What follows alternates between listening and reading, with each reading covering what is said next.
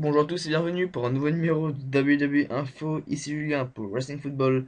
Très heureux de vous retrouver pour ce nouveau numéro et aujourd'hui on va commencer avec les titres. Et aujourd'hui on parlera de la blessure de Bray Wyatt. On fera un petit point. On parlera également d'une nouvelle dispute entre Stone Cold, Steve Austin et Vince McMahon. Ça n'en finira donc jamais.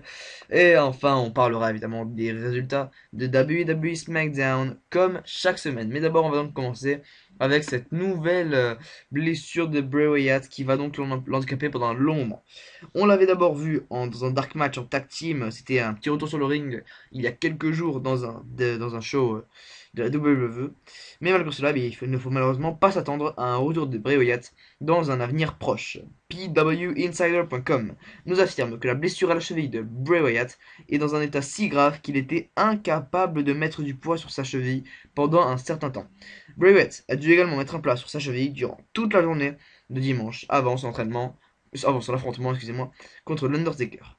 Et donc Bray Wyatt ne participera pas aux enregistrements TV et les officiels, non pour le moment, donc aucun plan pour lui, un avenir en suspens pour la nouvelle face de la terreur. On va enchaîner avec Vince McMahon et Stone Cold Steve Austin qui se sont vus mettre lieu à une nouvelle dispute. Stone Cold Steve Austin et Vince McMahon se sont fâchés très fortement en effet.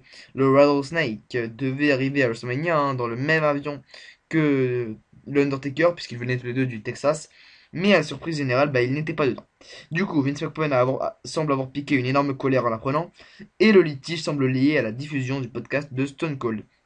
Comme vous l'avez remarqué, celui-ci a été remplacé par un autre, celui de Chris Jericho. Et de plus, Stone Cold Steve Austin a désormais renoncé à présenter la future saison de Tough Enough qui va revenir, vous le savez, pour des raisons encore très obscures. Donc tout cela va nous mettre un petit peu l'avenir entre Vince McMahon et Stone Cold Steve Austin et donc un possible match à WrestleMania 32 en suspens. On va enchaîner avec les résultats de SmackDown comme chaque vendredi. C'est Seth Rollins qui avait ouvert le show avec Kane, Big Show et donc la J&J Security, dédicace à Tony Stable. Et donc c'est Randy Orton qui l'a interrompu dans un speech assez classique et lui a rappelé qu'il avait un droit à un rematch depuis qu'il l'avait battu à WrestleMania. Kane a alors annoncé un match qui allait suivre, Big Show contre Randy Orton, et il a dit que il aurait plus de considération si Randy Orton gagnait le match évidemment. Orton a gagné ce match, mais il l'a gagné par disqualification suite à une attaque de l'autorité tout entière, et c'est finalement Ryback qui est venu sauver Randy Orton de l'autorité. Ensuite, on a eu le deuxième match de la soirée entre Naomi et Natalia, et c'est finalement Naomi qui l'a emporté. Notez que les Bellas étaient à la table des commentateurs, excusez-moi. On a ensuite eu en coulisses Kane qui a proposé à Seth Rollins de défendre sa ceinture contre Randy Orton à Extreme Rules. Kane a ensuite surpris Dean Ambrose sortir des toilettes privées et le Big Red Monster s'est alors vengé en bouclant Ambrose contre Luke Harper. On a ensuite eu une interview de Roman Reigns qui a été diffusée sur le petit entron où il nous parlait brièvement de WrestleMania 31 et bon, comme d'habitude avec Roman Reigns, ce n'était pas intéressant. Le Miz a battu R-Truth dans un match assez classique. Et puis après le match, on a eu Damien Mizdow qui est venu attaquer le Miz pour continuer leur feud. On a ensuite eu l'arrivée de Jean Bono, John Cena, qui nous a rejoint le ring pour pour nous faire une promotion. Donc il a eu une assez bonne popularité. Et il nous a indiqué qu'il défendra sa ceinture US toutes les semaines sous le principe de l'Open Challenge. Il a finalement été interrompu par Rusev, qui est de nouveau accompagné de Lana cette fois. Et Rusev lui a dit qu'il n'a pas perdu à WrestleMania et qu'il devrait toujours être champion.